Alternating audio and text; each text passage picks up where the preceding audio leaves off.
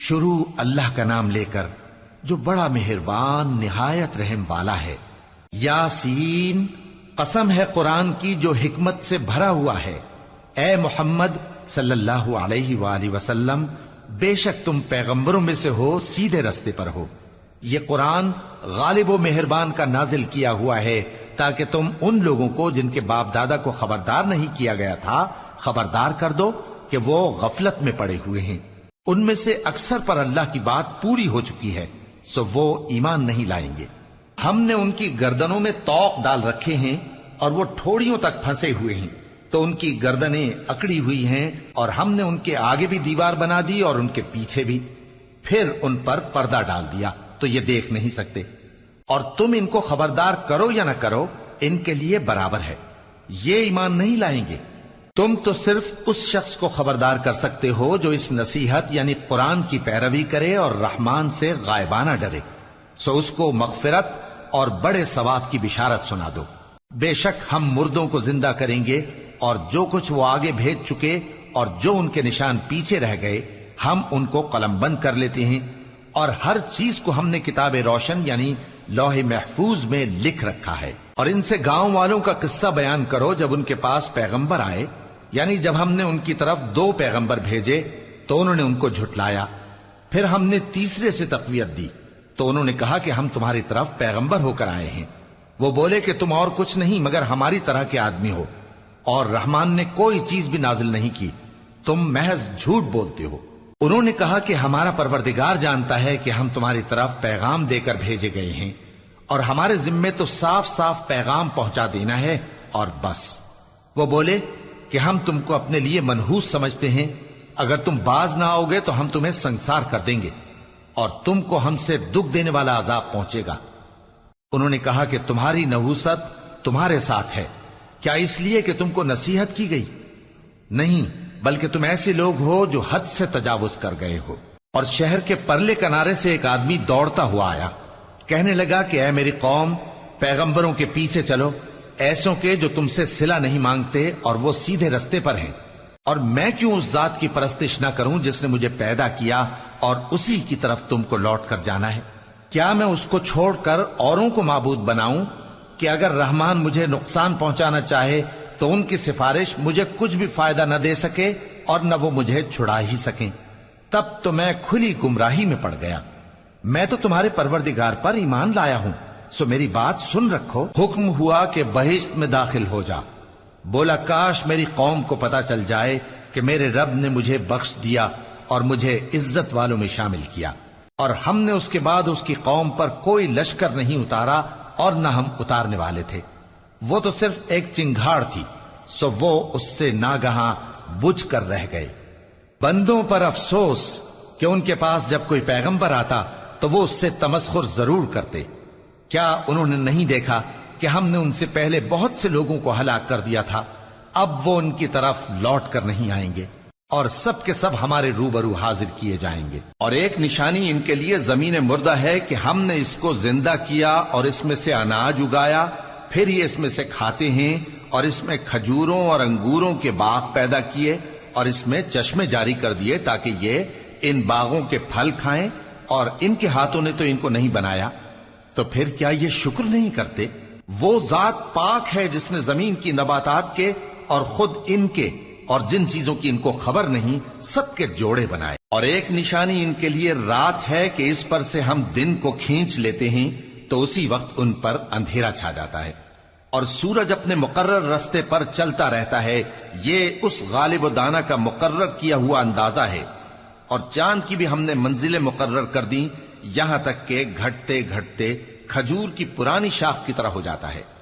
نہ تو سورج ہی سے یہ ہو سکتا ہے کہ چاند کو جا پکڑے، اور نہ رات ہی دن سے پہلے آ سکتی ہے، اور سب اپنے اپنے مدار میں تیر رہے ہیں۔ اور ایک نشانی ان کے لیے یہ ہے کہ ہم نے ان کی اولاد کو بھری ہوئی کشتی میں سوار کیا، اور ان کے لیے ویسی ہی اور چیزیں پیدا کی جن پر یہ سوار ہوتے ہیں، اور اگر ہم چاہیں تو ان کو غرق کر دیں، پھر نہ تو ان کا کوئی فریاد رس ہو اور نہ ان کو رہائی ملے، مگر یہ ہماری رحمت اور ایک مدت تک کے فائدے ہیں۔ اور جب ان سے کہا جاتا ہے کہ جو تمہارے آگے اور جو تمہارے پیچھے ہے اس سے ڈرو تاکہ تم پر رحم کیا جائے، اور ان کے پاس ان کے پروردگار کی طرف سے کوئی نشانی نہیں آتی مگر اس سے منہ پھیر لیتے ہیں۔ اور جب ان سے کہا جاتا ہے کہ جو رزق اللہ نے تم کو دیا ہے اس میں سے خرچ کرو، تو کافر مومنوں کے متعلق کہتے ہیں کہ بھلا ہم ان لوگوں کو کھانا کھلائیں جن کو اگر اللہ چاہتا تو خود کھلا دیتا، تم تو کھلی گمراہی میں ہو۔ اور کہتے ہیں اگر تم سچ کہتے ہو تو بتاؤ یہ وعدہ کب پورا ہوگا؟ یہ تو ایک چنگھاڑ ہی کے منتظر ہیں جو ان کو اس حال میں کہ باہم جھگڑ رہے ہوں گے آ پکڑے گی، پھر نہ تو یہ وصیت ہی کر سکیں گے اور نہ اپنے گھر والوں میں واپس جا سکیں گے۔ اور جس وقت سور پھونکا جائے گا یہ قبروں سے نکل کر اپنے پروردگار کی طرف دوڑ پڑیں گے، کہیں گے ہائے بربادی، ہمیں ہماری خوابگاہوں سے کس نے جگہ اٹھایا۔ یہ وہی تو ہے جس کا رحمان نے وعدہ کیا تھا اور پیغمبروں نے سچ کہا تھا۔ وہ تو صرف ایک زور کی آواز ہوگی کہ سب کے سب ہمارے روبرو آ حاضر ہوں گے، پھر اس روز کسی شخص پر کچھ بھی ظلم نہیں کیا جائے گا اور تم کو بدلہ ویسا ہی ملے گا جیسے تم کام کرتے تھے۔ اہل جنت اس روز عیش و نشاط کے مشغلے میں خوش ہوں گے، وہ بھی اور ان کی بیویاں بھی سایوں میں تختوں پر تکیے لگائے بیٹھے ہوں گے، وہاں ان کے لیے میوے ہوں گے اور جو وہ منگوائیں گے ان کو ملے گا۔ ان کو پروردگار مہربان کی طرف سے سلام کہا جائے گا، اور وہ فرمائے گا کہ گناہ گارو تم آج الگ ہو جاؤ۔ اے آدم کی اولاد، کیا میں نے تم سے کہہ نہیں دیا تھا کہ شیطان کو نہ پوجنا، وہ تمہارا کھلا دشمن ہے، اور یہ کہ میری ہی عبادت کرنا یہی سیدھا رستہ ہے؟ اور اس نے تم میں سے بہت سی خلقت کو گمراہ کر دیا تھا، تو کیا تم سمجھتے نہیں تھے؟ یہی وہ جہنم ہے جس کے تمہیں دھمکی دی جاتی تھی، جو تم کفر کرتے رہے ہو اس کے بدلے آج اس میں داخل ہو جاؤ۔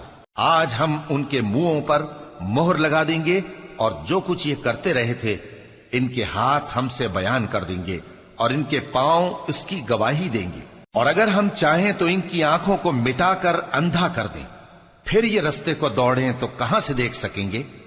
اور اگر ہم چاہیں تو ان کی جگہ پر ان کی صورتیں بدل دیں، پھر وہاں سے وہ نہ آگے جا سکیں اور نہ پیچھے لوٹ سکیں۔